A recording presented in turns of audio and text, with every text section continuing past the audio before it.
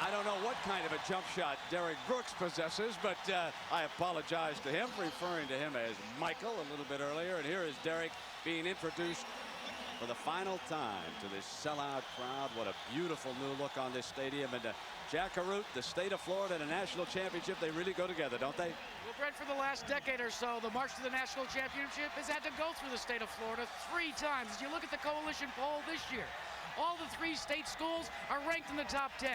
But this is more important type of a game. It's a blood feud because these players have played with and against each other since Pee Wee football. And when they elect to go to one school or the other, they stop being friends. But more importantly, behind me are 100 official recruits coming on their recruiting visit. There's another 300 people here that are good football players that are here to watch the game. The outcome of today will make the decision up for a lot of these guys where they'll play the next 4 years. All right, Jack, and the Gators will receive. Florida State won the toss, and here's a story. Scott Bentley will handle kickoffs today. He lost his field goal responsibilities, but he's back on the field, and the kickoff is handled at the 9-yard line by Jackson, who explodes to the 29-yard line. And Dick Vermeil told you the Danny Werfel story, and number 7 brings the Gators out. No Gator running back has ever carried, and as you can see, Werfel's 2 losses to the Bowden family. Terry at Auburn, Jack Jackson, who returned that kickoff. His great wide receiver is number 1. And we will see a couple of freshmen today at tailback behind this offensive line. Jason Odom and Reggie Green. The tackles, both of them nicked. We'll see how they go here today. Werfel on first down, and Jackson can't handle it. It'll be 2nd and 10 for the Gators. Defensively now, Derek Brooks, number 10, leading the front 7. Alexander, number 90, also an All-American. And they've always got a great defensive back here, don't they? Deion Sanders started this tradition. Number 2, Clifton Abraham, a Seminole All-American. 2nd and 10, Elijah Williams and Chris Bilkey.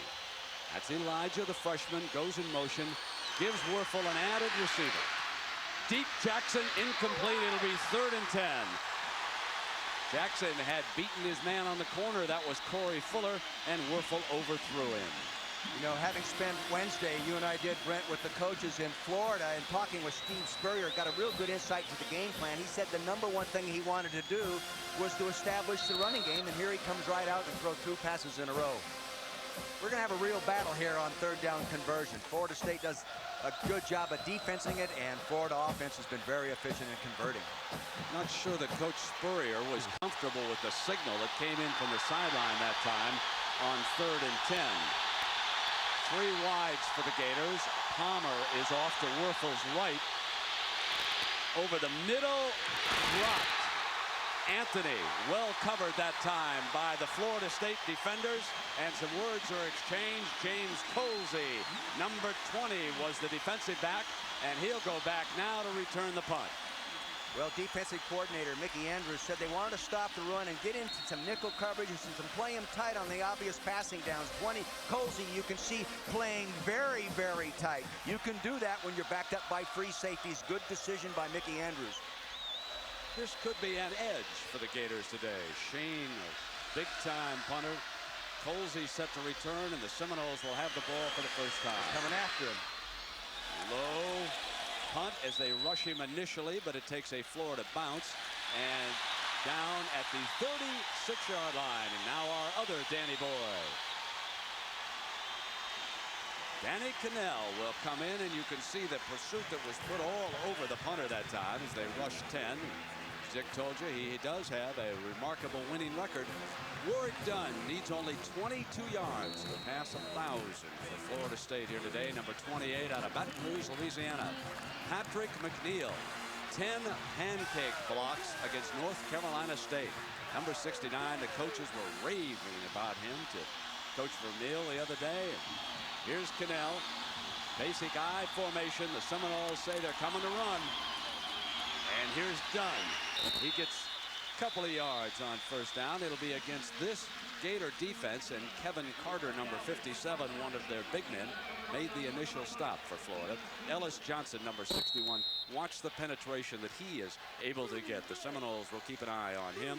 Lawrence Wright, the strong safety, has to help on the run and also help out on pass coverage. And now it is 2nd down and 8 for Cannell and the Seminoles.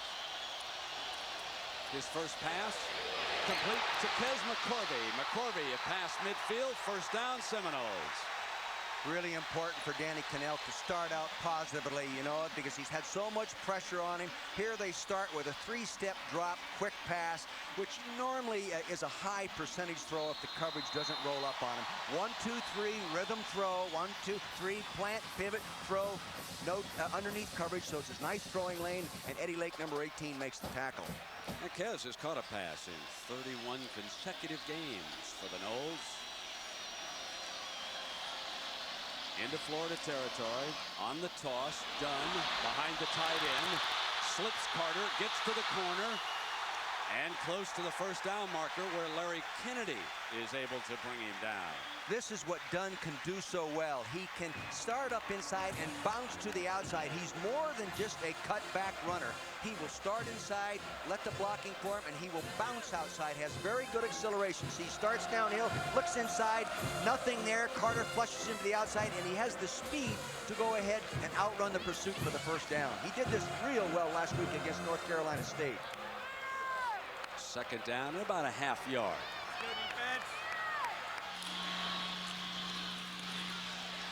Very close and brought down with a fierce tackle in the middle. That was Kevin Carter. Now Tom Coughlin, the coach of the Jacksonville Jaguars, is here, and that's one of the youngsters that he's paying very close attention to. Carter is one of the young men who's going to go high in that 1st round, and you can see that he stuffed that 2nd down in inches, and he left the Noles in 3rd and short. There he is in the middle of your screen, and he's playing in front of a home crowd as well. He's a Tallahassee youngster, and he really wants to play well. He's an outstanding student. He's a zoology major. He's going to be a pharmacist after pro football. 6'6", 271 in a load, along with Ellis Johnson in that defensive line.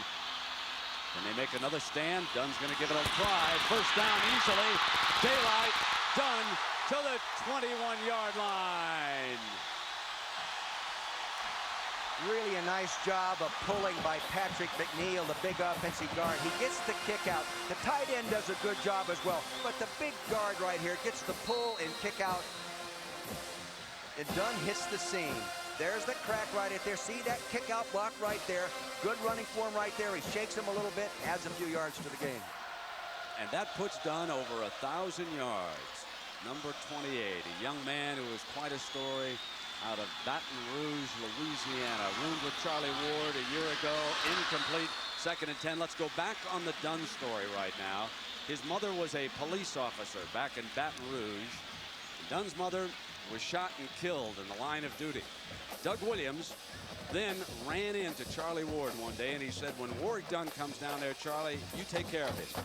Charlie Ward did better than that. He went to Coach Bowden and he said, I want a room with this young man. And they became roommates last year. Dunn is a quiet youngster, and he has now rushed for better than 1,000 yards as he enters the record books here at Florida State. He goes back into the tail behind Crockett. He'll come again, slips that 1st tackle to the 21-yard line, gained a couple. Mark Richt, the offensive quarterback coach and coordinator, Brent, said he was really concerned with the strength of the front 7 from Florida, so he was going to run at him some and then run a lot of draws, get him upfield and run a lot of draws. Now, they run more draws than most college teams we see, and they run them very well, but he wanted to take some pressure off him.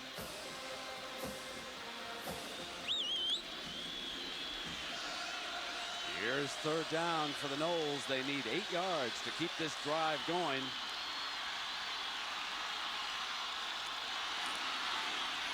Pennell fires to McCorvey, but that's well short of the first down. And we could see another of the stories as Anthon Lott from Jacksonville, number 9, who has come on, makes a big hit. And now it will be Dan Mowry, number 9 from Tallahassee, who has his job back as the field goal specialist, trotting onto the field for the Noles. Remember, this is the youngster. He suffered the heartbreak when he was wide right in one of those tough losses to Miami. Now he has the job back, and this would be a 35-yarder. And Mowry puts the Noles up by a field goal.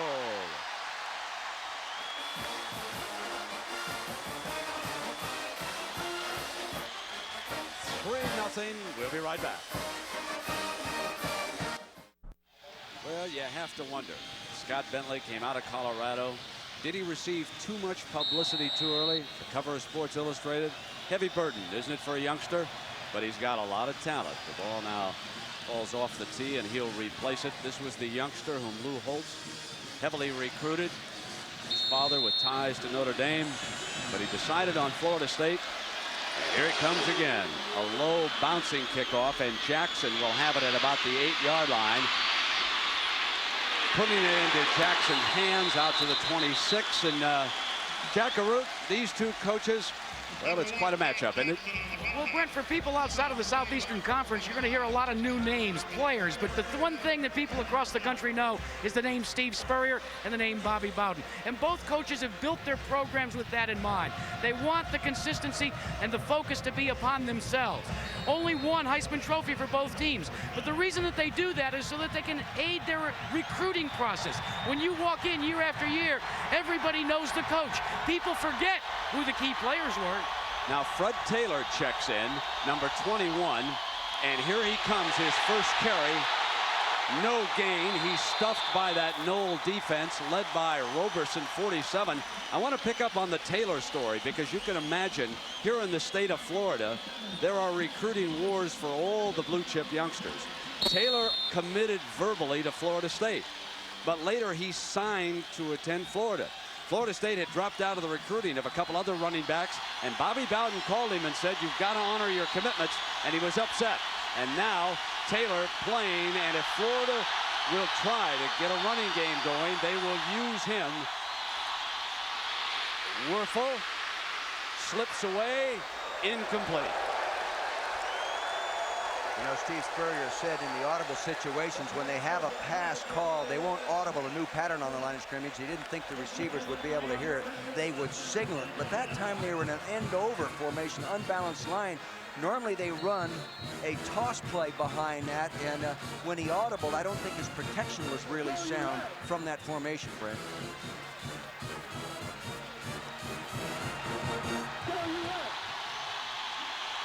So Florida has thrown 4 incomplete passes to start this game. They're certainly in a passing situation here, an empty formation. 5 receivers go out, and Werfel to Jackson, but there are penalty flags down. If it stands, it's a Florida first down. But hold on here, and our referee is Mac Gentry, the umpire Roy Waters.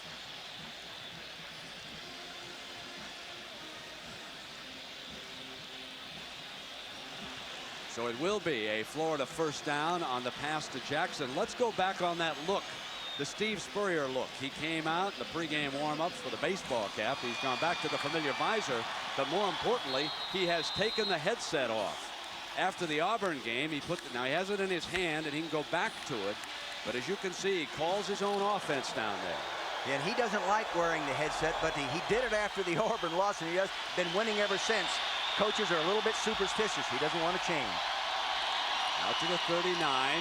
Taylor again. Out of bounds at the 41 with Corey Fuller running him out. Jack Arute, more on the visor story. Well, Brent, a lot of the media asked Steve Spurrier why he wears a visor, and you know how quick he is with a quip. He says, because I've got a full head of hair. But the media came back and said that probably the reason why he likes to wear the visor instead of the cap is if the game ends early, he can catch 18. You know what an avid golfer he is. He's a scratch golfer, we should add. He's better than an avid. Now Werfel is quarterback, ready to go with second down against the Noles. Florida trails it by a field goal. Jackson, middle, deflected. The ball hung at the end, and Corey Fuller was able to bat it away. Excellent job by Corey Fuller, because they got in behind the safety, Sean Hamlet. They used a little double wrinkle move. Excellent route, but great coverage. Now here's a young man that didn't even play last year. Redshirt injury, had a knee injury, total reconstruction, and it proves right there that you can come back and play strong. Nice job, Corey Fuller. Not the kind of start Spurrier and Werfel were counting on. He's just not very patient, Coach. He just wants to get those big ones. Werfel is 1 of 6 for 12 yards, and this is 3rd and 7. The empty formation again. They blew the coverage. Middle's open, got him, hit on a foot race to the end zone. Touchdown, Florida.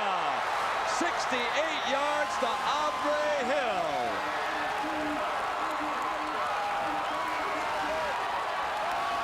They blew the coverage in their nickel package right there. Nobody picked him up. Now he was lined up inside tight. He's a wide receiver lined up in a tight end position, left side of your screen. They dogged the linebacker, blitzed him.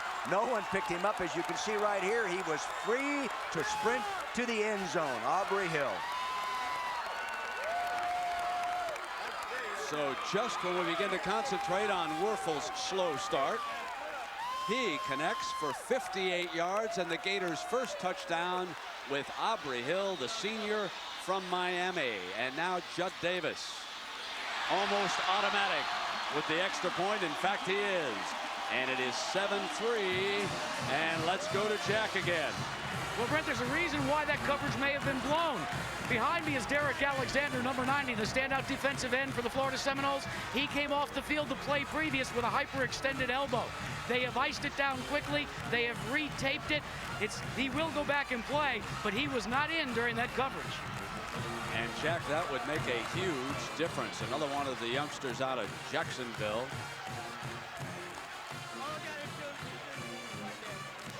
And he's in obvious pain, Dick, as we take a look at the touchdown.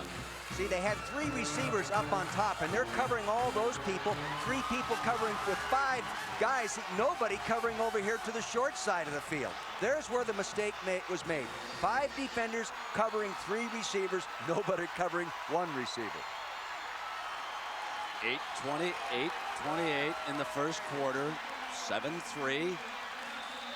Florida leading it. Rock Preston and Tiger McMillan are back deep for the Noles. Shane Edge, the punter, to kick it off. This is Preston from the 8-yard line, up that right sideline and out of bounds at the 27-yard line. And Alexander continues to receive medical attention, and one of the trainers down there also with the young man. That would really hurt their pass rush. As the scoring drive for the Gators, 73 yards. Note the time, folks. When Florida scores frequently, less than 2 minutes, and that was 1:45. It's a fast break offense.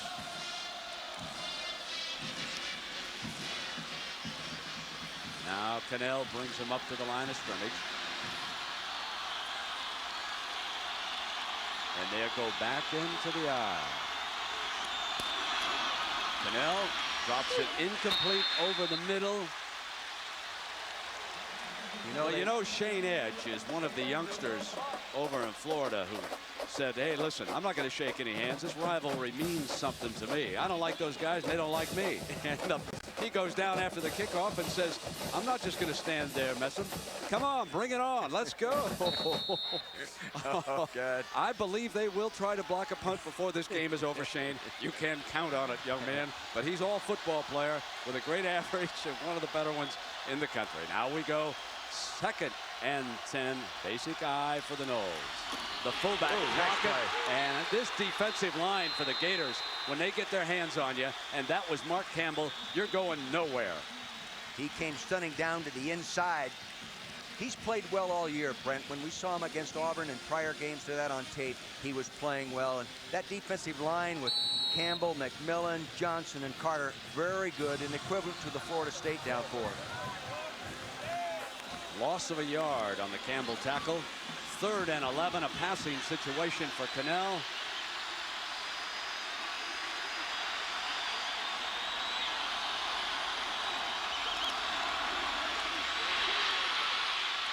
Cannell sidesteps Campbell, throws incomplete, but there's a penalty called on the play, and that time on defense, Ben Hanks had dropped back, the nickel backer, to cover the wide receiver, and there was a penalty flag thrown downfield.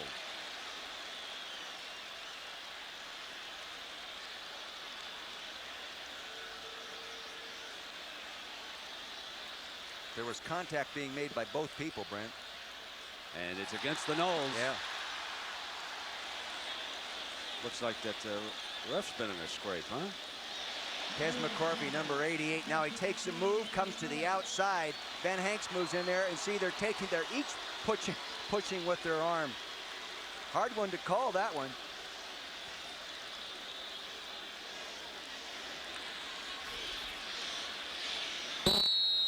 Now, wait a minute. The ball has been moved up to the 36-yard line, and it's 1st and 10. Obviously, the signal was incorrect when they pointed at the nose, and it was called on the defense. Now this is done. Dunn sweeping to the left is out to the 41-yard line, so they indeed did get number 11 with the penalty, and it gave the Knowles a fresh set of downs. They had to call holding, happened. but they just indicated it the other way. Right. What was interesting is that the wide receiver did initiate it when he grabbed him. Right. But I was going to tell you, Hanks was not going to let him go.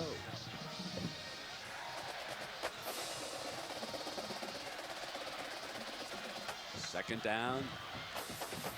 Some of you might remember Steve Spurrier wearing number 11 when he won the Heisman at Florida. Brought it out of retirement for Hanks. Cannell's got a man inside the 25-yard line. Omar Ellison from Griffin, Georgia. They did an awfully good job of handling an inside blitz pickup that time. That was the key to the play. Whenever you blitz, you're going to end up with man-to-man coverage. They run the blitz up inside. The running backs will pick it up. Linebacker to the right center of your screen. It's picked up inside there. He plants nicely, throws it right out in front of Omar there. Beat the one-on-one coverage there by Lawrence Wright, the safety. Nice throw by Danny Cannell. Now it's 1st down. Rock Preston checks into the backfield. He'll line up in that tailback. Cannell rolls to the left. Cannell on the move, throws high, but complete to the 17-yard line, and Kes McCorvey, their possession receiver. You know, I talked to Danny Cannell the other day on the practice field on Thursday and asking about his sprint out ability. He didn't do a lot of it in high school, but he says he really enjoys it. He does an excellent job. Good coaching. See him getting his shoulders turned around. Right-hander moving left. He did an awfully good job. And when they get in the red zone, these guys put it in the end zone. Ball inside the Gators' 20-yard line. 2nd and 4. A lot of touchdowns, a lot of touchdowns. Preston trying to shake a tackle is short of the first, and this will put Florida State in a 3rd down. Brent, you'll notice that they continually shift out of the shotgun. At the first of the year, they were running no huddle all the time, as they did with Charlie Ward, and they shifted out of the shotgun, calling the audible back there. Now they aren't audibling all the time and running no huddle, but they've stayed with the mechanics of shifting from the shotgun with that 2-back attack up to the eye or split backs.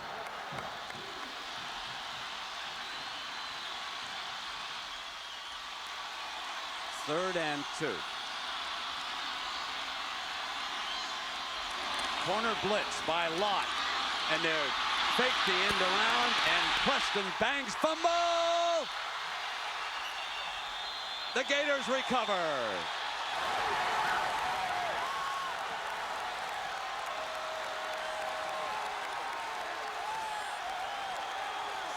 Our first turnover.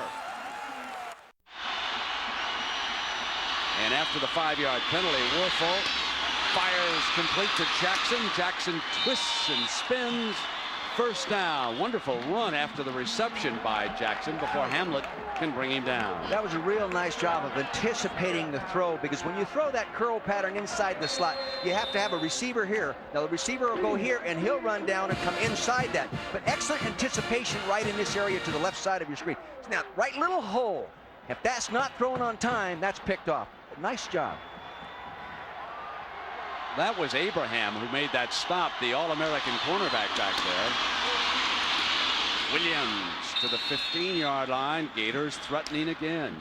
Running those draw plays, that really bothers defensive ends, especially the defensive ends of the caliber we have down here on the field. They love to get after the quarterback. Set firm on those defensive tackles. Let the ends come upfield. As long as you have a fullback that can block, you can run the draw.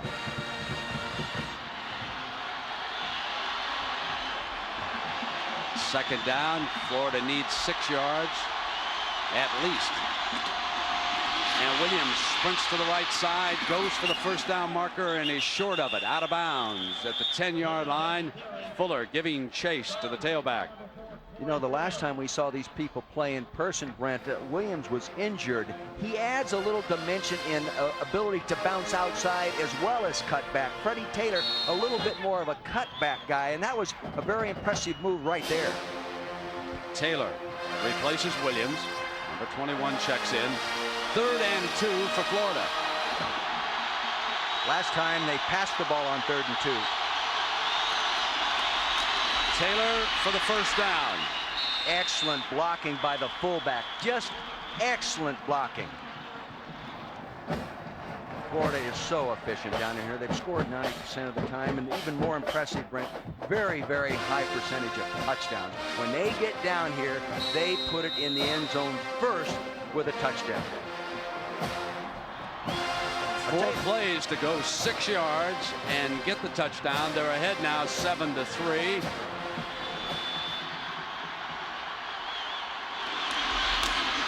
Taylor breaks the first tackle and makes his way close to the 3-yard line. Good tackle by Sean Hamlet, the safety coming up outside. Now, in talking with the defensive coordinator, Mickey Andrews, he told me they've only been in a true goal line defense 3 times this year. So they may get tested right now within this series. There's Mickey Andrews in the center of your screen. Does a real good job of coaching this defense year in and year out. Chuck Amato standing right next to him, assistant head coach and defensive line coach. Second down and goal for the Gators. 3 wide receivers, including Jackson, off to the left side. Anthony and Hill are there too. Werfel rolls in that direction. Jackson, touchdown, Florida.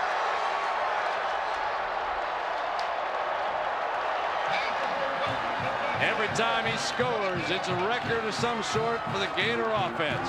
What they did, they got in man-to-man coverage. They had 3 receivers to the one side of the screen. The 2 outside receivers take the man-to-man situations inside, trying to create a pick.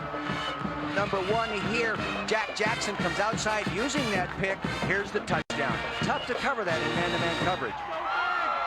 Now the Gators swing the gate over on the extra point, and Judd Davis.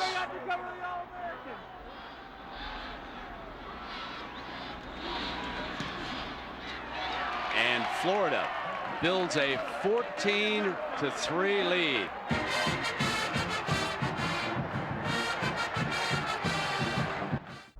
So it's a rough stretch for the Gators. This is 3rd and 16 now for them, a 14-3. 3 wide receivers. They empty the backfield out. They'll send 5 men out. And Werfel looks end zone, incomplete. And Fuller covering again down there in the corner. If Abraham has been quiet, Fuller has been busy as they send Aubrey Hill, who caught the first one here today, to put them up 7-3 on that bomb from Werfel to Hill. And now Judd Davis, and here's an interesting story. He was a delight to talk to at practice over in Gainesville. He really was. You know, Brent, what did he exude to both of us? Confidence. He is not phony confidence. He really is not a panic type guy. Give him a 35-yard field goal. 3 minutes, 17 seconds left here in the first half. Coach Bowden and the Seminoles trailing by a couple of touchdowns. He would love to cut this deficit to 7.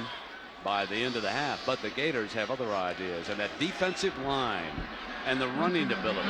Florida playing right now a very solid game, including the kicking game. Edge has punted and kicked off well.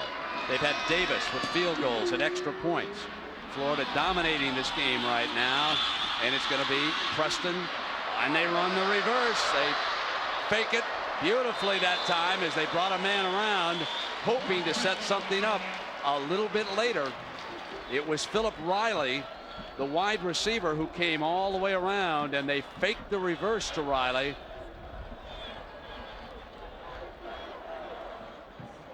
And Riley is that speedster, one of the fastest men on the football team, so they fake to the right guy. I expect them to go deep to him here soon in the ball game too. Omar Ellison out to the left. McCorvey down to the right. The four-man rush for the Gators. Pressure on Cannell again. Gets it off in time. But about 4 yards on the pass play as Cannell was under extreme pressure again. Mark Campbell, the defensive end, the other end that we don't hear much about, is getting a good hard outside rush on that side, and that's really getting in the quarterback's face. He breaks the rhythm. He keeps coming out. He gets upfield like that. He flushes him up inside, and there's his buddy Carter, number 57. One of the keys is the fact that Florida has not had the blitz so far. The four men up front are simply doing the job on the rush. They come again. Cannell, ball is loose, and Florida pounces on it. That was Kevin Carter on the loose ball, and this defensive line is simply dominating the Seminoles front. Johnny Church, number 4, a backup defensive end who played awfully well last week. A converted linebacker was involved as well. 4 down linemen coming real hard, trying to pick Carter up with a fullback. All right, here comes an inside rush. They come around to the outside. Now they're scrambling for the ball. Carter's still on his feet, and he can make the play. They're taking it away. They kill you. They convert him. You see that. Backfield goes empty. Werfel to run the quarterback draw. Werfel sprints free. Fumble. He goes back on the loose football. There's a penalty flag down too, Coach. I actually thought they were going to run that quarterback draw in the last series down there, that when they went to the corner pattern. It's a good play down inside that red zone. More man-to-man coverage. But they have everybody spread. Now note, no inside line. Freeze it right there. You'll note there's no linebackers here. They're all spread out. So that gives a quarterback who's really not known as a gifted runner a little bit of a chance to get upfield. He does it there. Not used to carrying the football. He gets it knocked out. Hope there he had some help to recover it. Blocking the back. Be a 10-yard penalty from the spot of foul. Still first down. And the ball has been brought back to the other side of the 33-yard line. You'll see this penalty on the top of your screen. Right there. See, blocking in the back. Can't do that. Here's that empty formation again, Brent. And on 1st and 15, Werfel hit on the release. Underthrow, Fuller with the interception. Fuller now circling left. Cuts back to the middle of the field. There is a penalty marker all over the place. Peter Boulware, a backup defensive lineman, has actually been injured, but he's a designated pass rusher. He beat Reggie Green that time, stuffed him, beat him to the inside, got in the quarterback's face, caused the interception. Nice job by Peter Boulware. He's talking to the offensive line coach right now. He's saying, Jimmy Ray Stevens, you're my offensive line coach. Can't you stop those guys from allowing that penetration? Now look at him take that shot. Woo! And Spurrier's upset. But oh yes, the familiar custom. Maybe I'll just hold on to it this time, but the next time I'm going to release it all the way. And Andy, that's just not your fault. They've just got to hold him out on you. He's coming over to the coach now. But there was an illegal block, and as a result, Florida State Gets the ball back inside their own 10-yard line. About a minute and a half to go here. Toss play to Dunn. They'll try to sweep this defense, and there is just nothing doing. Of all the teams that we have seen this year, this is without a doubt the toughest defensive front we have laid eyes on. Those four guys are dominating this football game right now. Bob Pruitt, the defensive coordinator, said his #1 thing was to shut down the running game, and they had to start with his down four, and the down four are doing it. He is flopping Kevin Carter to the tight end side, and the tight end so far has not been able to block Carter and allow the ball to get outside. Good defensive game plan put together by Bob Pruitt. A minute. Fake toss. Cannell with Campbell on him.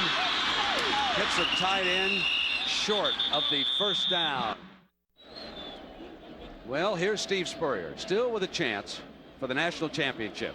If he can hang on here today, and I can just imagine the Alabama coaching staff and their youngsters, their talented team, watching this game right now and realizing that the Alabama offensive line must play the game of the year in Atlanta. They're getting a bit of an advantage. They get a week off. They can sit here and watch this. It'll be on artificial turf. It'll be speed.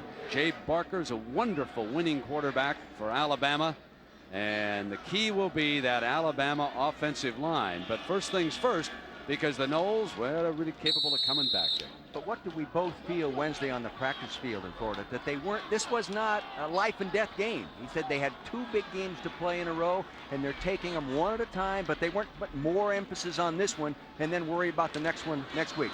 Very even keel. Lining up in that I formation just as they have all first half. Cannell off a fake. Hit on the release, going deep down the middle. It is intercepted at midfield. Gilmore, and the free safety swings free, wants to lateral it, and he does. And now Lawrence Wright circling back. This is a mistake. It has taken him away from a possible field goal. Can you believe it? Give the interception credit to Kevin Carter. Outstanding pass rush that time. He just took off. I mean, he looked like he had a rocket on his back, and off he went. Steve Spurrier cannot believe the lateral on this play with time running out on the first half, and you're closing in on a possible field goal. The youngster should have just kept that ball, try to get himself a couple more yards. He said, we had the ball all the way up there. We've got a great field goal kicker. He can't kick it all the length of the stadium. Here's the tail end of the play right here. That's Larry Kennedy working on it right there. Then Gilmore, the safety, comes over and makes the play. Now, he's a bright guy, academic All-American, and going to go to med school, and he actually makes a dumb play right here. He's going to get a little too smart. Here you are, your turn. You take it there, Lawrence. Michael will love this line, but maybe I'll get a second opinion after he gets the doctor's. Okay. Michael, it can happen. Trust me. I've seen guys lateral the ball, the guy go for a touchdown. I don't mean to make just fun of you, but you'll enjoy that. I'll tell you who's going to get the second opinion. Coach Spurrier. Got that right. I think I'd be going way to the far end of the bench when I came off. And he does get upset. I mean, he does, when he throws the visor, he's whizzed. I mean, he's really after it. Nice interception, nice turnover, -14 on the lateral.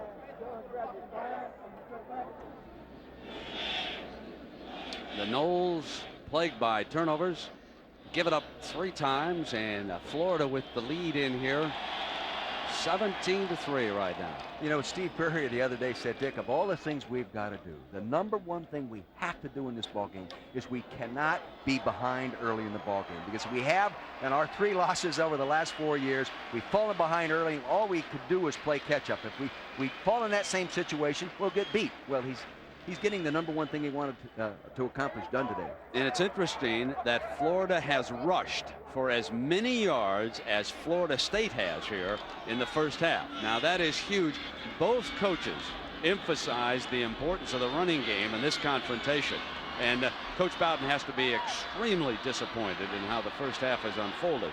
Florida, no timeouts left, 23 seconds. They'll have to work the sidelines, get a couple of completions.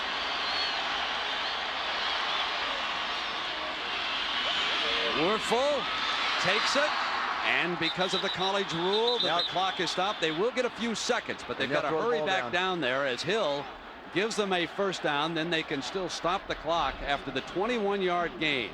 He's just going to down the ball and get the field goal team on because they have a good field goal kicker, one of the best in the country. Oh, and Gilmore is saying, nice going.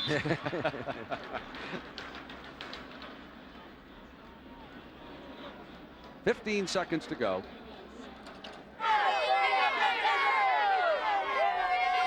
With no timeouts, it looks like he's still going to take another shot at throwing the football, Brent, and not go for the field goal. Well, he has time. He can try to make sure that they get it into the end zone. Hope they don't give up a sack here in this situation. And Bobby knows that the Gators are hunting for another 6 right here. Werfel. Jackson. Got it. Jack Jackson. Woo. I'll tell you, Spurrier is daring. That's the best way to describe his signal calling. He is daring. Normally, a coach would have tried the field goal, right? Absolutely. I would have. I would have. Topside receiver, one-on-one. Got Jackson going down there on Corey. Fuller, he loses sight of the ball. He should have been concentrating on the receiver's head. He would have told him where the ball was going. Davis adds the extra point. And if I was number 35, Michael Gilmore, I'd just kind of jog past Spurrier on the way to the locker room, maybe wink at him right now. No, actually, he's gotten a reprieve on that.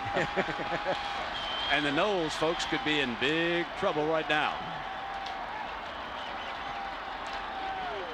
Take another look. Again, no backs in the backfield, 5 wide receivers. Second touchdown out of this formation today. He pushes that ball high into the outside. Corey Fuller loses the ball. Should have been concentrating on the receiver in that man coverage. They've been working him all day. They finally got him. And Werfel loves it. His father is an Air Force chaplain, demonstrating his belief right there and faith.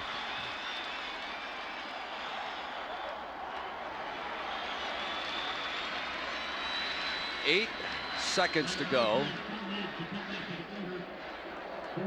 And again, Florida State shows that potentially dangerous return formation with Philip Riley as one of the up men at the 35-yard line. They faked the reverse on the last kickoff by Edge.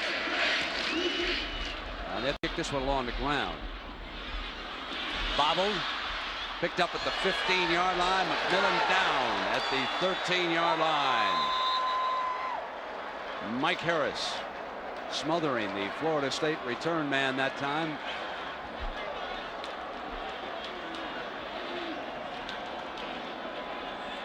Well, in the second half coming out, Brent, they're going to have to change. Florida State's going to have to change some of their pass protection. Take the fullback off blocking Carter and sliding the line away from him. They're going to have to, in my opinion, I think they're going to have to turn the tackle out and put the back up inside in protection, because that's been getting them beat a little bit there. Too much pressure coming from Carter. In the last 3 trips here by the Gators, the Seminoles have averaged 47 points a game. They have won by scores of 52-17, 45-30, and 45-24. But this is a different year and a different Gator team. And Steve Spurrier says, this is my best team. Second and goal. The ball is at the 2-yard line. Bilkey steps out in motion. That's a pass formation now. Oh, they're going to sneak it. To the 1-yard line. Hard to anticipate what Steve Spurrier is going to do in any situation. That's what makes it so tough to defense this guy. That's Marty Schottenheimer on the right side. Son right there, Brian Schottenheimer. They signal the plays. Terry Dean on the left side. This is new. Since he put the headset on, see, he quit signaling him himself. 3rd and goal for the Gators.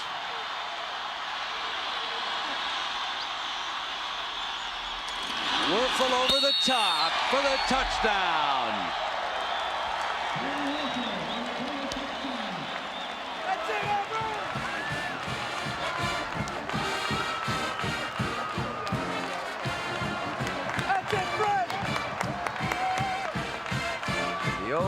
fundamental goal line play. The quarterback snook right up over the top. Offensive linemen do a good job of not allowing any defender to come up over the top. In for the score.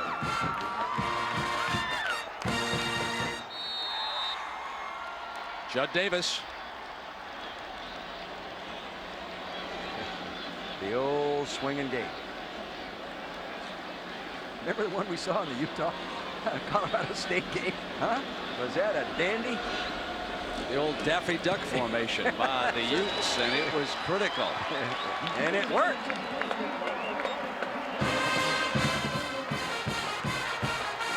Well, you know, this summer, Steve Spurrier took a little poke at the Noles when, after their controversial shopping spree by the part of several players last fall, and Steve referred to it as f.s.u. And I said to Bobby, I said, Coach, you handled that rather well. You had a little chuckle about it, didn't you? I'm a humorist. I love humor, you know, and I was amused for it. I would like to fire back, but it goes right on his bulletin board. I ain't gonna give him nothing to fire back at me, you know. And but Steve, I really like. To be honest with you, I like him. He was a player at Florida when I was an assistant here back in '64 and '5. You know, 64 and '5. He was, and he beat us a couple times. I was just so impressed with the way he played as a player.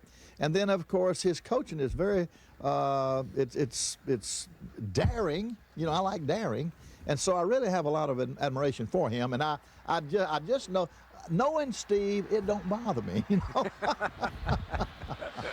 Well, he really summed Steve Spurrier up here today. There is a penalty flag down on this play. When Coach Bowden said that Spurrier is daring, he is certainly all of that. He's also a double D as you watch the sideline. He's very demanding, not only of his players, but also his assistant coaches. And I think a little bit about Coach Bob Knight up in Indiana. If you're going to play quarterback for Steve Spurrier, don't bring along all your sensitivities. You're going to learn, just like you're going to learn under Knight. But he's going to demand that you do it his way, because he feels it's the right way. And who's to argue? I got to tell you right now that those Alabama folks, they're getting ready to work overtime. Now, Gene Stallings, anybody admires more than Dick Vermeil. Coach Stallings up there defensively, but you can tell right now, Dick, their hands are going to be full in Atlanta against this bunch. No question, but I mean, he is such a fine defensive coach. I coached against him 7 years when he ran the defense there at Dallas, and I was coaching the Eagles, and he's an outstanding football coach. Plus, he has that pass defense background of the National Football League, and I think that'll really help him against these guys. Now, there's no guarantees, you know that, but I'll tell you this, they won't be outsmarted in any way. That's the SEC championship game presented by Dr. Pepper. That'll be the second game on ABC next Saturday, right after the Army-Navy game here. So more rivalries coming your way. The winner of that game in Atlanta will go to the USF&G Insurance Sugar Bowl in New Orleans. And what a great kickoff man he is. What an all-around kicking game the Gators have.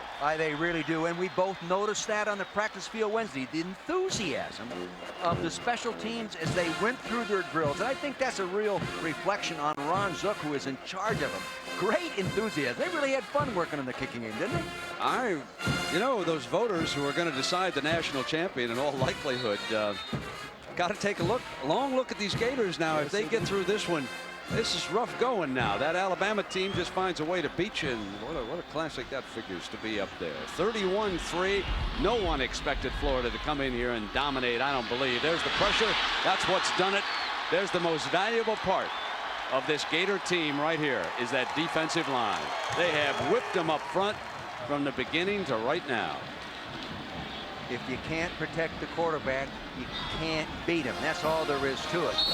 And they're varying pass rushers to get to the quarterback. That was Cameron Davis. Yeah, they're backup. Send in the backups now, and a 5-yard loss on the sack, and Cannell rifles off a completion. Hanks is there at the 25-yard line. Green, the receiver, and Messam, 89, is now working. He's the receiver that time. Green is 19, and Messam is 89.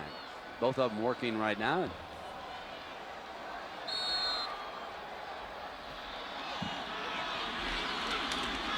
Now Cannell again, incomplete. Off the deflection, and he's going back to Messam, wasn't it?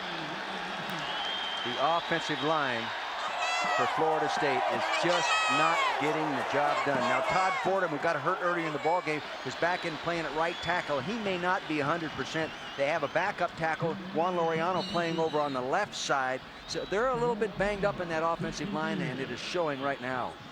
There has been a marked difference in the kicking games of these two teams.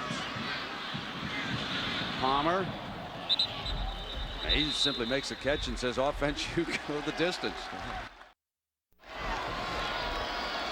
First down, ball out of the. This has been a heck of a college football season. Elijah Williams here slips a tackle, bounces to the 38-yard line. We have an injured offensive lineman. That's big Donnie Young going out, the offensive right guard. Coming in to replace him is Dean Golden. Now, Dean Golden is an experienced player. He started 20 games in his career, so you really have an advantage if you have talented backups like that.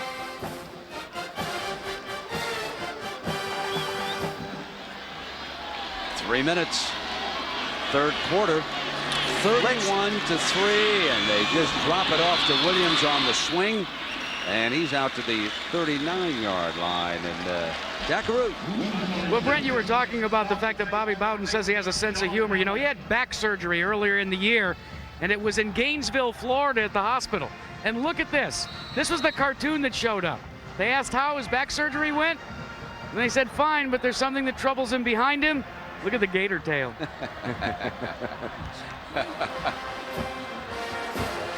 Third and 7. And almost intercepted. Almost made What that. a great play by Peter Boulware, number 58 from Columbia, South Carolina. They had that pattern defense with a safety as well, but Boulware came off the rush to the right side of your screen, and he leaped back there with his left hand. He's been injured, just played a little bit last week, back full speed today, demonstrating it right there. Well, now let's watch Shane Edge here, the punter. Let's see. There's the young man with a 45-yarder, averaging over 40 yards a punt. And Colsey standing back there inside the 15-yard line. There's 10 Knowles up front. Nothing to lose, but they drop back for a return.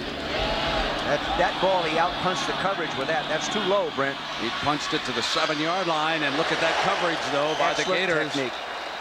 The Gators were able to get down with McCorkle again. He has been all over the field as a cover man. Sam McCorkle, a junior out of Fort Pierce, Florida, is number 20, and give that man a star. Yeah, he's a walk-on. He's a walk-on. He's their #1 special teams guy. Came into this ball game having made 24 special teams hits. #1 on the team, not a scholarship guy, just a kid that loves to play football. Do you think old Coach Spurrier now would like to keep the clock running against Auburn? At the end of that, you think he'd like to just run clock? We'd be looking at the team be ranked #1, wouldn't we? Weren't they #1 when they were Auburn then? beat them? Sure They were then. were.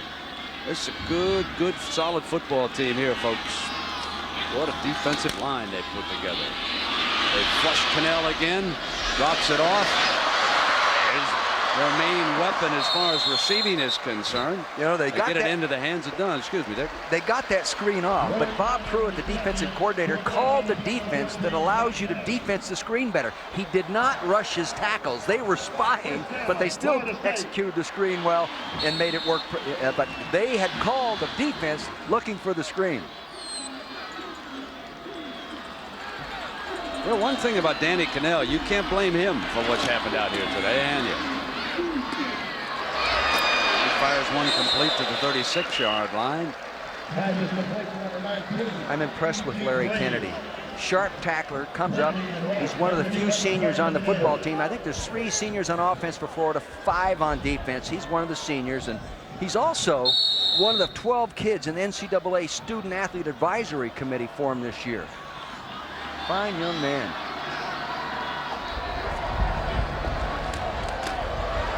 Second down, there's that swing to Dunn. And that's good enough for a first down for the Knowles.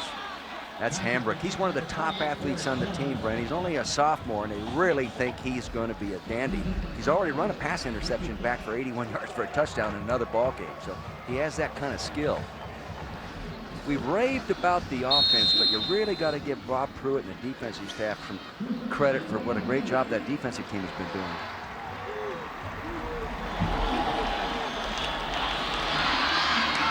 Cooper, young receiver from Jacksonville, to the 45-yard line, where it will be 2nd down and 5 for the Noles. Danny Cannell is throwing the ball well, Brent. I mean, that's a hard throw to throw it all the way out there like that. That's a good throw. It takes a strong arm.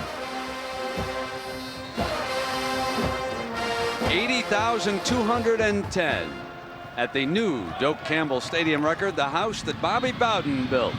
Danny Cannell fires one nice to play. Preston, and that is short of the 1st down. Ben Hanks, wearing number 11, Steve Spurrier's old number at Gainesville, making the stop with the seconds ticking away here in the 3rd quarter.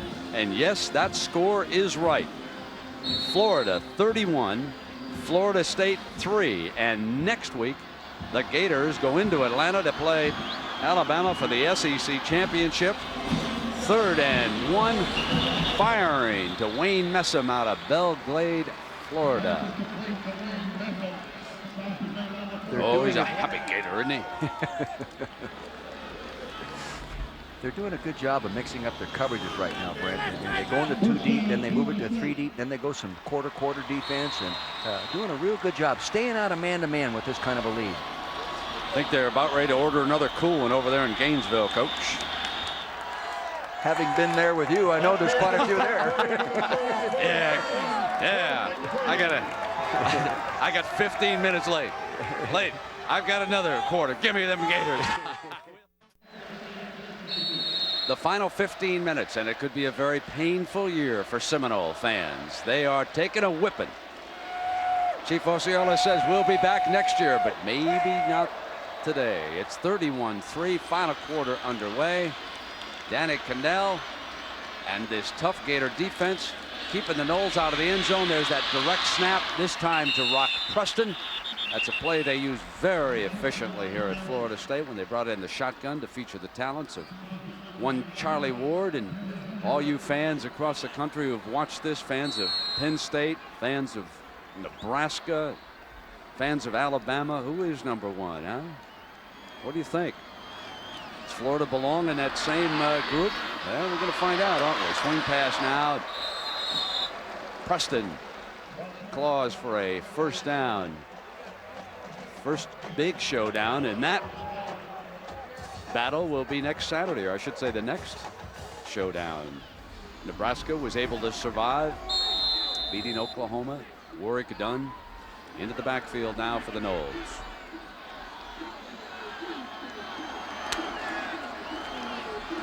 There's Dunn to the 27-yard line, and Johnny Church. They're varying the rush of the down 4 from inside rushes to outside rushes. That time they used the outside rush to draw ahead. A minute ago when the draw broke, it broke outside because they used inside rushes.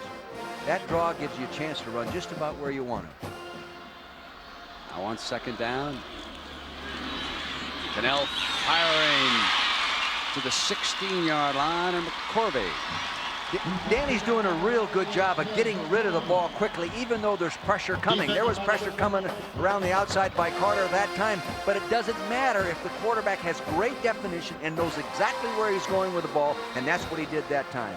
And today, Florida State has been held to 76 yards with 13:39 to go.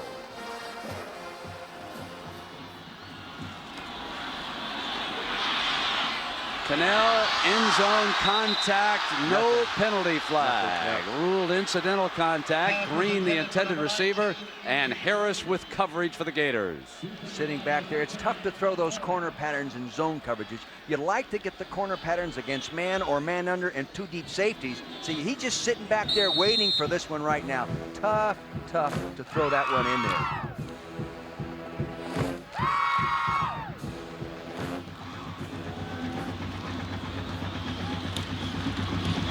The fake of the inside handoff, and Cannell goes back to that corner, incomplete, and this time a penalty flag, I believe. That time they went to a coverage and they doubled the slot man and had single coverage to the outside there, but he couldn't get it to him. No, Dick, I was mistaken. That was something else down there in the corner. There was no contact before he got into the end zone. Speaking of contact, Cannell's taking a shot or two, believe me. He is, isn't he? Yeah, he just got knocked down that time. They fake that right there. He comes out, and wham, down he goes. Johnny Church puts him down. And on 3rd and 10, the deflected ball by that fierce pass rush McMillan, number 60, coming through, Coach. You know, when they played Auburn, he did not get to play. He was banged up, had a slight knee strain, and now he's healthy. When you have 2 defensive tackles inside there like Johnson and McMillan, boy, that's tough. Now, you take a look at the numbers here. You're pretty even in time of possession, pretty even in first downs and plays. But total offense, it's pass offense touchdowns is what's beating them. 31-3 on the board, and Cannell firing to the 5-yard line of McCorvey. That would be a first down. It'll be 1st and goal for the Noles. Kes McCorvey's a tough guy. He's not a blazer, but as you said earlier, he catches him, Brent. You know, this is what, 31 consecutive games now he's caught the ball. Visited with him the other day. Said he just got married a while back. His wife cooked Thanksgiving dinner. I asked him about the quality. Said, wasn't too good, Coach. The fullback Crockett, touchdown Seminoles. They ran a trap. The 2 defensive tackles are looking at each other down there. Was that your responsibility or was that mine? They went right up between them.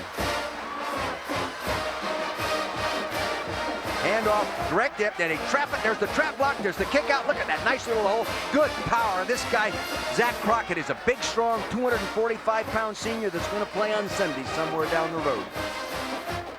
His 11th rushing touchdown this season, and they had bottled the fullback up in the first half. Gator defense had made sure that he didn't get loose, but he rambles into the end zone now. Mowry adds the extra point, and it's 31-10. They had planned to use that spread trap play as a 2-point play, Brent, but was not significant there, so they go ahead and use it now.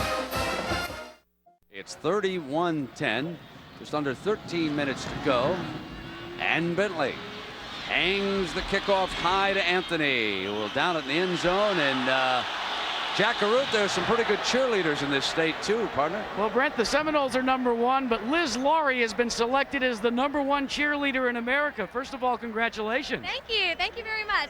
A finalist of 4, they flew you out to Dallas, Texas, and then you had to perform a stunt and also write an essay? Yes, sir. We had to perform our cheers and dances, and we had to write an essay, and we also had interviews as a part of the judging. Now, you're supposed to be on Jay Leno and The Tonight Show and then also on Letterman. What are you going to tell those folks about Seminole football? I'm going to tell them Seminoles are #1. There's no doubt about that. Brent? All right, Jack. Trying to come from behind today here in Tallahassee. This is the handoff to Taylor. And the hard-charging freshman tailback to the 28-yard line. They're getting some good blocks by the pulling guard and the leading fullback, Brent. When your fullback is big enough to block at 235 pounds like Chris Bilkey is, it really helps your running game. Why would you make a cheerleader write an essay? What's that have to do with bouncing up and down on the sidelines, huh? I was hoping you wouldn't hear that. I was kind of hoping that it'd slide past you. That confuses me. Isn't she a dandy? It is 2nd down.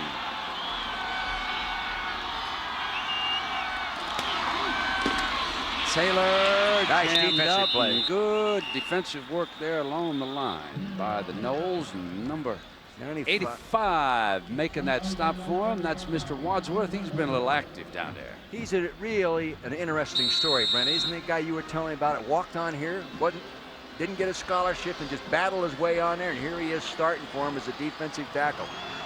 Credit to you, Mr. Wadsworth. Now let's see if he can stop 3rd and 1. We'll give you more credit if you stop 3rd and 1. I was about to say you wouldn't have to go to English class next week, but I better not say that. That's not politically correct in this day and age. I think we better find out where Jack Arute is right now after that last interview. Now it is 3rd down and 1 for the Gators. Werfel changing things up a little bit here at the line of scrimmage against this goal line defense. He's liable to go watch deep. Werfel. Taylor busted and did not get the first down. Excellent linebacking by Henry Crockett, Brent. I wouldn't have been surprised to see him against that tight man to go deep. We've seen him do it. But excellent linebacking by Henry Crockett, number 45, a backup linebacker to Darrell Bush. Here he is right here in the middle, and he's going to scrape off and make the play. No offensive blocker on him. Good job. He got his head across the bow. Then he gets some help right there from Sam Cowart, 56. Good defensive play and an important play. If Florida State has a punt block play that they've been waiting to spring, now is the time at 10:54. Edge is an excellent punter. He's had 2 blocked this year, though. Colsey is the return man. They came after it, and Edge got it off, and Colsey said you let it go, and it's out of bounds at the 39-yard line. And one of the things I want to do on behalf of all of us really is thank all the wonderful crews we've had covering all the games here on ABC this fall. This has been just a sensational college football season. Great games, and today again we were offered up some of the best shots in college football from our camera crew here. First and 10. The ball at the 40-yard line. Cannell off a play fake to the tailback. The middle's open, and he's got McCorvey. McCorvey is loose inside the 30 to the 25. They rolled the coverage opposite McCorvey, going all the way outside to the bottom of the screen here, Brent. And then they took the slot man and ran him down in a crossing pattern. Now, to cross from the left to the right of your screen, right down the hole, got in there behind Hanks, number 11. Gets a block downfield by Wayne Messam, which is really a good job by the wide receiver. Big play. Danny Cannell continues to impress, throwing that ball right on target. The problem has been with the Noles offensive line and their inability to deal with the rush. Safety valve is there, and so is Mr. Dunn. Out of bounds at the 7-yard line, and the Noles attempting to mount a fourth-quarter comeback. When you play that quarter coverage like that, Brent, it's really soft to the wide side of the field, and that's why he laid it off out there. No defenders up there. There's a rush. No one there attacking him right away. Very soft. They're going to go no huddle right now out of the shotgun. Cannell takes the snap and rolls off to the right now. They must hurry. Fires a touchdown.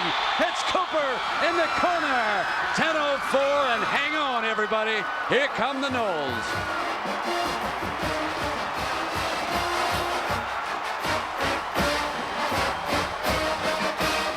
Cannell is growing up, Brent. They've been critical of him. He's been under a lot of pressure all year.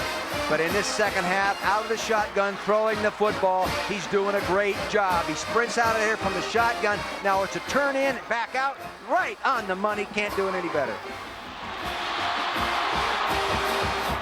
Mowry adding the extra point, and now the Seminoles are only 2 touchdowns away.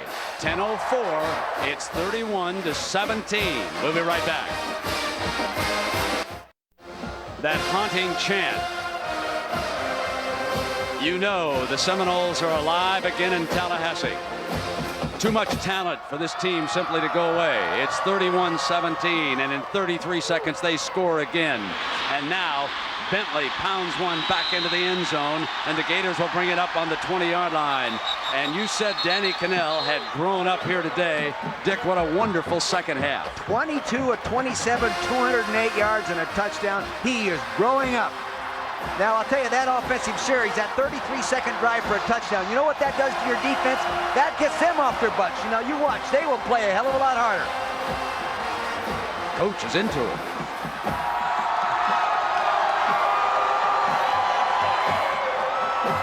Look at him down there. See, there, look at him. Corey and those guys, they're getting excited again. They're back in it. Fred Taylor, 21, is the Gator running back. He's behind Werfel. The 4-man rush, the play fake. Werfel under pressure, sets off the screen now. And a wonderful play to the fullback, Mobley. And a marvelous call, because you get in a running formation. They've run every time they've been in that set, Brent, and they come with a play action. Excellent call. Now they'll fake a run to the strong side of the formation. They'll fake the run here, and they'll sneak him underneath and out. Really tough to cover in any league, whether it be high school, pro football, or what. He sneaks out of there. They know exactly what they're doing, and up the field the ball goes. Now Spurrier is calling plays without the headset. From that creative mindset at the moment. This is second down and inches, and Werfel bangs straight ahead behind his center. First down for Florida. Well, he told me he didn't really like to wear the headset. You know, sometimes coaches talk too much. You'll get a kind of coach sometimes that'll narrate the game in your headset. You know, you get another guy that wants to tell you what to call all the time, and Steve wants to concentrate. That's why he doesn't like the headset on. Doesn't like the visor either.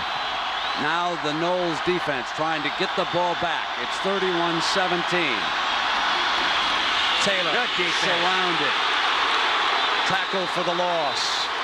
See, they were in that formation, Brent. Unless you run a counter, the only place you can run is over there behind your tight end and your fullback. They slanted the defense right into it.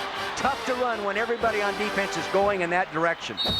Wilson, the sack leader in the ACC, coming up with that big stop for a 3-yard loss, and it's 2nd and 13.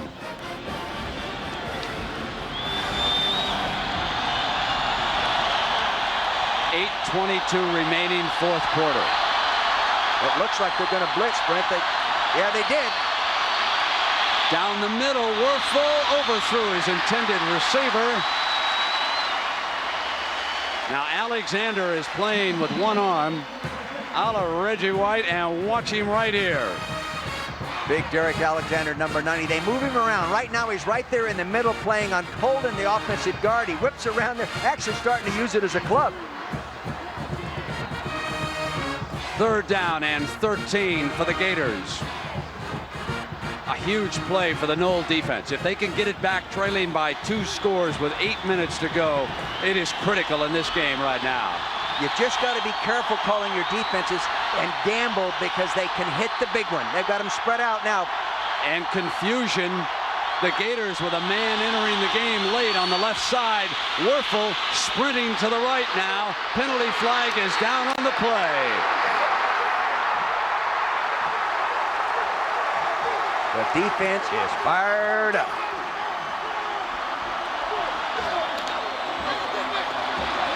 They were trying to hold up Alexander in the middle of that line. That was one thing that was going on out there.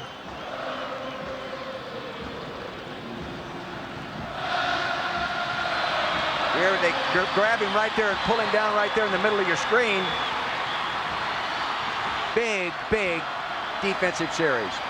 And that penalty declined, obviously, meaning that Edge will trot back onto the field. And the Noles can run at him again. The Noles have got 12 men on the field. They get the 12th man off. And now they change from Colsey to roll. Number 8 set to return this for the first time. High snap. And he's going to have to take off. He's not going to get it off. Oh, beautifully done by Edge. Excellent, excellent poise by Shane Edge. I have seen NFL guys blow that one. He really did a heck of a job. That was a tremendous job after the high snap. He took it off, and it was almost like he was going to panic, and then he remembered over here on the right what to do, Dick. Well, he's a soccer player, too, and he demonstrates those skills right here. A high snap there by Kevin Johnson. Gets it way up over the top there, but good leaping ability. He gets up. He starts to run. He sees him pull away on the return, and he goes ahead and punts it away. Excellent poise by Shane Edge. That's Bullware, who is wrapped up with him down there. When Devin Bush looks at that replay, it'll break his heart. Oh, do they wrap Cannell, who gets it off anyway to Omar Ellison. He took a tremendous shot at the 15-yard line. Mark Campbell unloaded on him. That's the reason for the shotgun. If he's not in the shotgun, they would have never gotten that football off. He got the ball, snapped it, set up his back foot, throws it, and wham, down he goes. Campbell gives him lunch. 18 yards, the completion to Ellison. 7:17 to go.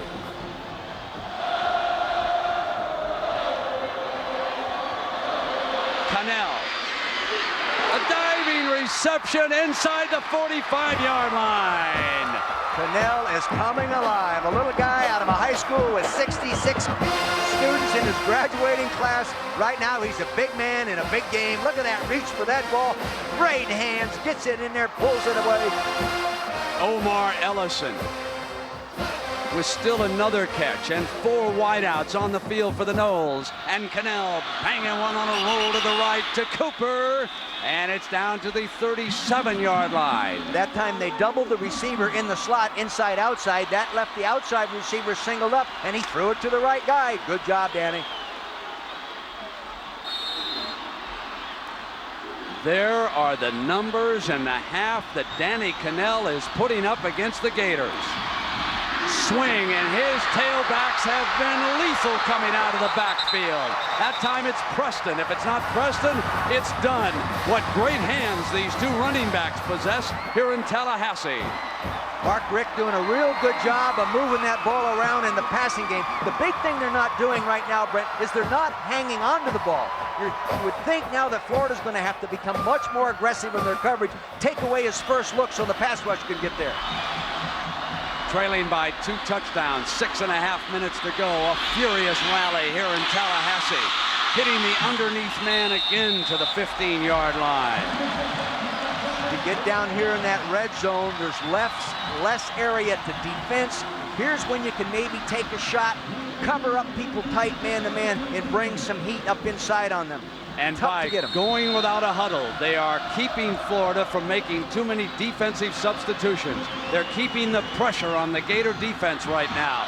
And on second down, Cannell underneath, incomplete that time. He had slipped a fullback out of the backfield again, and Lawrence Wright picked up the coverage that time. He is number 4. Lawrence Wright's excited about that play. He was the guy that made a mistake in the Auburn ball game that cost him a touchdown. He doesn't make the mistake today. Boy, when momentum changes, Brent, you're a coach on the sideline, you're just helpless. You just don't know what you can do to help. Now it's 3rd and 4. They've got 2 downs to get the first down. They get it on the first one by again using Dunn out of the backfield. It'll be 1st and goal for the Noles at the 5. See, you get the elusive type guy on a linebacker. That's a mismatch. He beats him to the inside. If you're in man, you never want to let him go underneath you like that. Now Green is locked up one-on-one outside left for Cannell. They're coming after him. A direct snap to Dunn. Dunn slips the first, and there's a penalty flag down. A penalty flag was thrown. Dunn made his way to the 4-yard line on the direct snap. They might have been offsides, Brent, because the linebackers jumped up in those gaps a little bit early, a little bit too anxious. No, just face mask. Half the distance, 5 yards. Still be first down.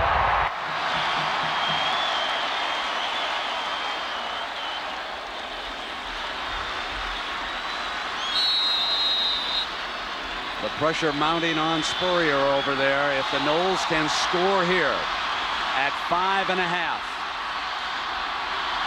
Off the penalty, half the distance, 1st and goal. The fake of the inside handoff. Cannell's going to run for the touchdown. Touchdown, Florida State.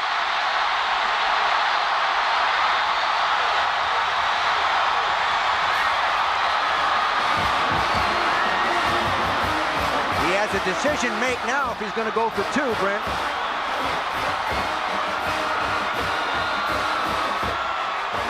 He's already made it. Mowry is on the field.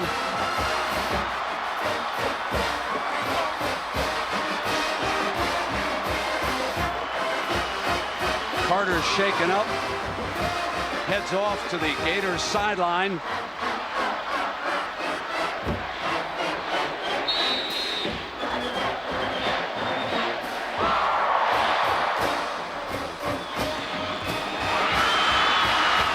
There we are. 5:25 to go. 7 points now separate Florida and Florida State. That's the way this rivalry should end. Danny Cannell runs in for a touchdown as Florida State has scored on 3 straight possessions. When the final 15 minutes began, it was 31-3. And now the Noles are right back in it with 5 minutes and 25 seconds to go, and Bentley kicking off for Florida State. Anthony from the goal line will bring it out. The Noles forcing back to the 10, gets himself turned upfield, and then battles his way out beyond the 30-yard line. A tremendous effort by Anthony, and here's the score, Coach. Did a real nice job with a bootleg off the shotgun formation, Brent, and that's why this play works so well. They fake the action this way. Now that pulls the linebacker. The end comes up, he sinks inside, and the quarterback goes outside for the touchdown. Everybody else man-to-man. He fakes the boot right there. See, fools Carter. Now it's a sprint. Everybody else playing man-to-man, covering the receivers, gives him the little hole to dive into for the touchdown. Anthony's fine return brings the Gators out to the 33-yard line. Taylor is the running back.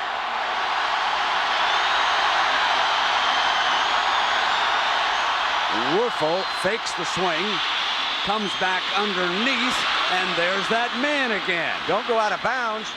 Anthony slips out on that far side. Even with 5 minutes to go, I think you think about keeping the clock running, Brent. Well, it would have stopped momentarily on the first down because they gained 15 yards in this situation.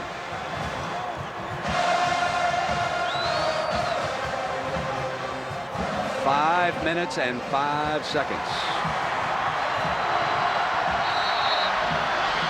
Now Hill over to the left side of the formation. Anthony slotted to the right. Jack Jackson has been quiet in the second half. 2 touchdown catches in the first half. It's Taylor to midfield. Couple of yards. Darrell Bush, inside linebacker, did an awfully good job. He got him by the back of the shoulder pads. And he appears to be a little bit shaken up on the play, too. Now he bounces back up, but I think he's a little winded, and he may bring himself out of the lineup. He does. Henry Crockett, who made the good play we showed a little while ago, normally replaces him. Got a lot of depth in that front 7 on defense. They go to a nickel.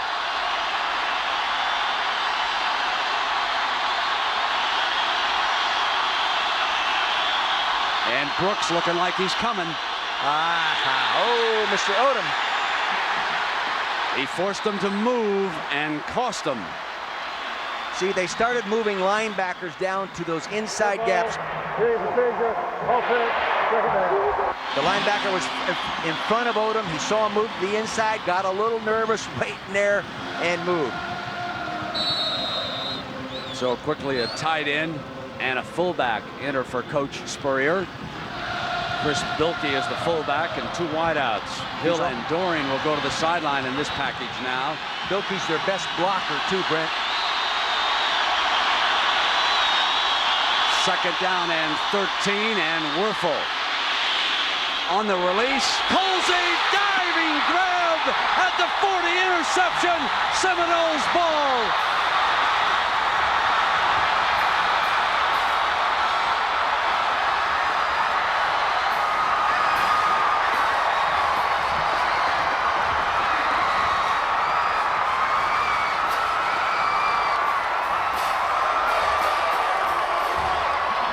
They put the back in the backfield for protection back there. They get time right there early, and he throws it out wide to the right, a long throw. Must have been a receiver communication breakdown because there's no wide receiver out there to throw the ball to. 4 minutes, trailing by a touchdown. Their ball in their own 39-yard line, and Dunn and McMillan are both on the field. Dunn is lined up to the left of Cannell, and they flare him, and he's been open over there. He has to turn around that time, but he makes his way to the front. One of the few times that Danny Cannell has been just a little bit behind the running back. They have led them beautifully coming out of that formation, and both the running backs with great hands. And now McMillan lines up in a slot. He's the running back who missed a year with that knee injury, and for Cannell, finding Dunn, crosses midfield, breaks free, out of bounds at the 23-yard line. Oh, baby! Critical critical mistake by the linebacker, Derek Alexander. Instead of tackling him, he tried to just knock him out of bounds. One-on-one going to the right side of your screen. There they are, one-on-one. Now watch the technique. See, he tries to push him out of bounds rather than tackle him right there. Poor tackling technique right there. Excellent running skills. That was the same as the Charlie Ward play a year ago. Complete to the 15-yard line with 3:20 to go. This guy looks like Charlie Ward down there right now in that shotgun. Ellison, the intended receiver that time, makes another catch. He's had a big day. Off to the right of the formation. Aaron Deli, number 7, checks in as a wide receiver now for the Noles, who are keeping the pressure on without the huddle. Inside of 3 minutes, 31-24. Noles digging uphill. Clock is stopped, and they hit him. That's Deli from right here in Tallahassee. Danny Cannell appears very, very calm. His concentration is excellent. Coaches are probably more excited than he is right now. Right now, the Seminoles are perhaps authoring one of their greatest comebacks ever. They were down 31-3 with 15 minutes to go. They trail it by only a touchdown. Looking for a score on their 4th straight possession. Crockett bangs inside the 10-yard line. They go again with that inside trap play from a different formation that they scored a couple plays ago, or a couple touchdowns ago, Brent. Tell you this, the Florida defense, the pass rushers are tired of rushing the passer, Brent. They're starting to sag. They're inhaling, they're breathing deep. Now Cannell. Firing complete to the 4-yard line. Tez McCorvey. He's throwing the ball where it can be caught. That was an excellent catch by McCorvey. Back behind him like that, that's tough. Now they need 2 yards for the first down. See on that far side, that first down marker? This is 3rd down and 2. Bringing the clock down. Bobby Bowden must also determine right away if he goes for 1 in the tie because of this great comeback, or 2 in the victory. The staff has to make it up against the blitz. Touchdown, Florida State! Rock Preston, who created a great opportunity for the Gators with a costly fumble in the early going, scores the touchdown, and now it's Bowden's decision. And he sends Mowry onto the field right away. Now this is not a lock. He has missed 2 extra points this year. Danny Cannell is the holder. You don't suppose. No, he's always the holder. But you don't think, would he? No, Mowry ties it. 145.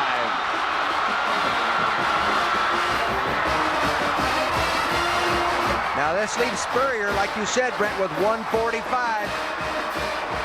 They blitzed the linebackers up inside. That allowed the running back to bounce outside what we call the B gap. He starts inside, linebackers are coming inside. He takes a little move to the right, outside. Linebackers are inside. He's in the end zone. That's where he is.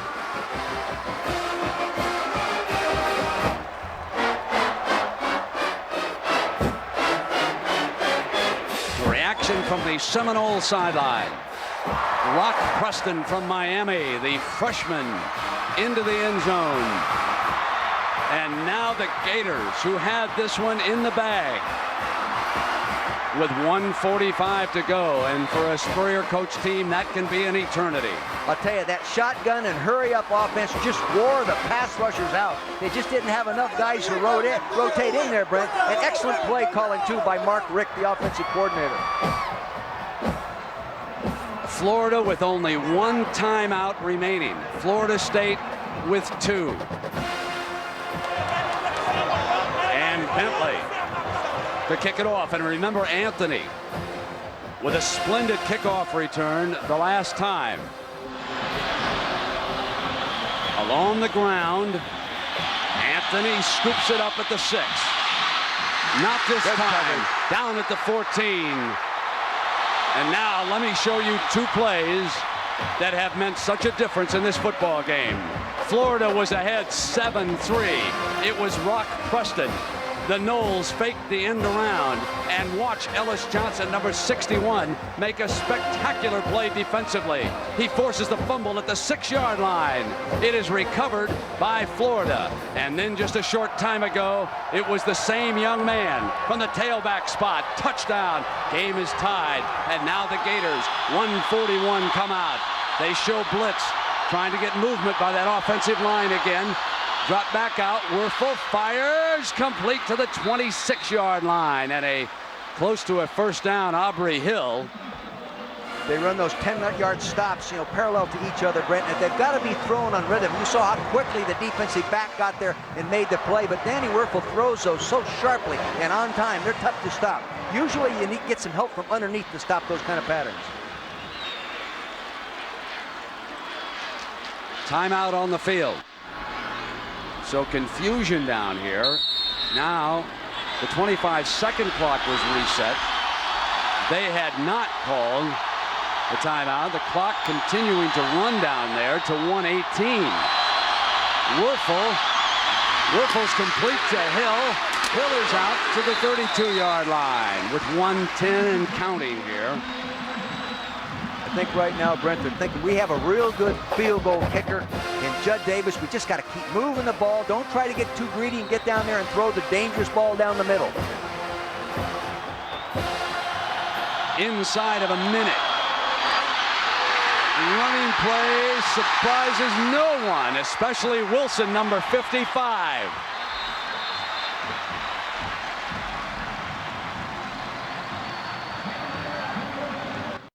Florida State with 4 straight touchdowns, and they have battled into a tie. Now Werfel back, drops it off, looking for the first down. Dorian won't get it. One timeout left, and Florida State is forced to punt. Boy, you talk about those dark red jerseys swarming. Now it will be all-out war against the Gator punter.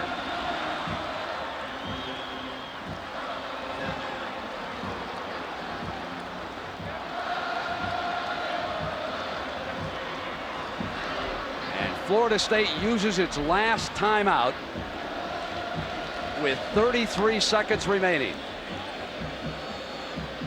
If they could block it, Brent, they're already in field goal position.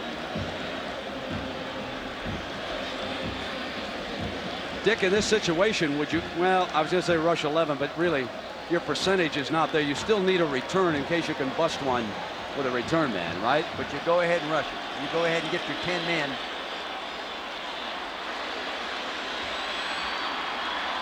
So Roll is back deep for the Noles. And here's Shane Edge.